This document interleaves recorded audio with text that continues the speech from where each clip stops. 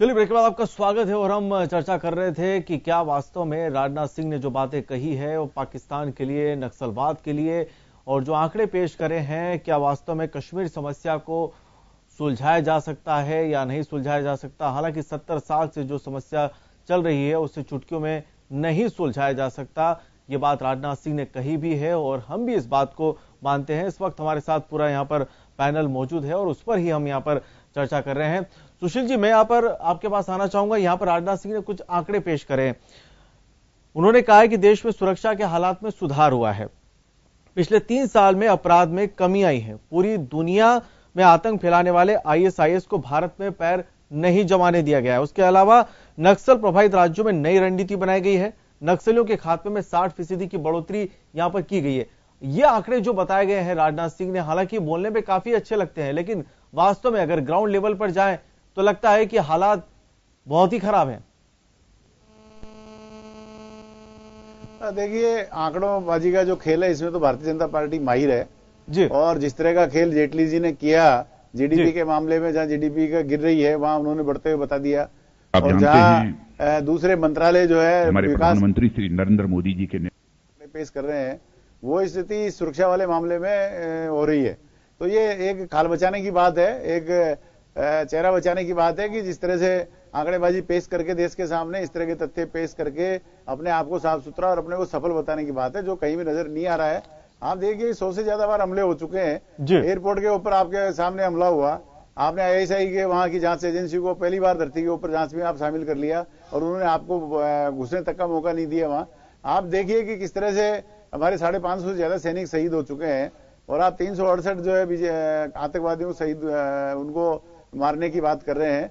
आप देखिए कि यूपी के अंदर आईएसआई वो जो आईएसआईएस जो है उसके लोग पकड़े गए हैं, वहां आपने डायरेक्ट वो अटैक करके को मारा भी है। तो आप ये कैसे कह सकते हैं पाकिस्तान के अंदर कश्मीर के अंदर पाकिस्तान के झंडे और आईएसआईएस के झंडे वहां फहराए जा रहे हैं और स्थिति आपके नियंत्रण से बाहर होती जा रही है, रात दिन जगह जगह पकड़े लोग जा रहे हैं। इससे स्पष्ट है कि भारत में दूसरी जो आतंकवादी एजेंसियां हैं वो भी अंदर की अंदर बढ़ रही हैं। तो वो कुल मिला के ये एक चिंता का विषय है और जो भी इन्होंने बात की है वो बिल्कुल सही नहीं है। आंकड़ेबाजी आप सरकार अपने हिसाब से क्या बेसिक लेकर के आंकड़े बना रहे हैं, आप हर जगह अपने आंकड़ों को, ईयर्स को आप बदल देते हैं, वो आपके सामने है। शाइनिंग इंडिया वाली स्थिति चल रही है, हर जगह आपको अच्छा दिखा रहे हैं, हर जगह आपको अपने हिसाब से जो भी करना है वो बता रहे हैं। जब हम उस समय कहते थे कि भाई ये स्थितियां हैं तो आप मान नहीं रहे थे, आप बड़े बड़े भाषण कर रहे थे, मनमोहन सिंह जी पे हमले कर रहे थे, मोहनी बाबा बता रहे थे। अब प्रधानमंत्री जी ने आज तक प्रेस से बात नहीं की, आज तक 3.5 साल हो गए, एक बार भी प्रेस से आमने सामने नहीं हुए और उनके दूसरे मन की बात करे जा रहे हैं और लोगों के मन की बात सुन नहीं रहे हैं।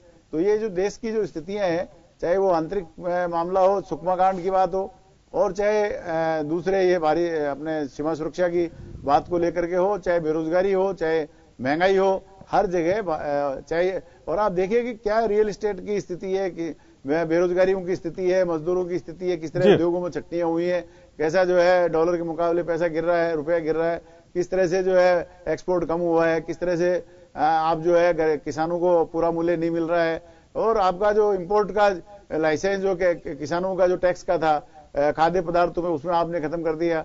तो बाहर का आने वाला चीज सस्ती हो गई, किसान को अपना पूरा मूल्य नहीं मिल रहा। आत्महत्या की बात थी, आप आत्महत्या के अंदर बढ़ोतरी हो रही है। कश्मीर में आपका अनेक राज्यों के अंदर, महाराष्ट्र हो, राजस्थान में पहली बार 50-60 लोगों ने आत्महत्या करनी पड़ी इस पीड़ा को लेकर के, कर्ज को लेकर के।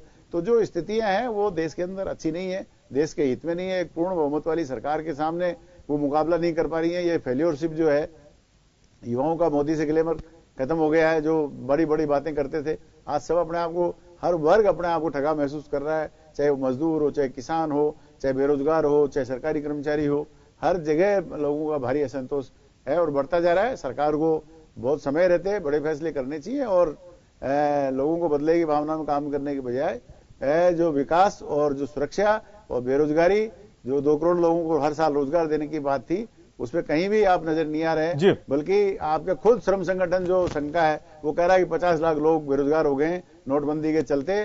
जो ये स्थिति चिंताजनक है, देश के लिए अच्छी नहीं। बिल्कुल। बालेंदु जी, आपके पास आना चाहूंगा। हम नोटबंदी को लेकर बात कर रहे थे कि जो जिस तरीके से एनआईए जो अभी छापेमार कार्रवाई कर रही है, जो फंडिंग की बात कर रही है, और उससे ये लग रहा था कि जो आतंकवादी हैं, नक्सलवादी हैं, इनकी कमर टूट जाएगी। नोटबंदी के समय भी ये बातें कुछ उछली थी। हालात वैसे नहीं नजर आ रहे हैं, क्योंकि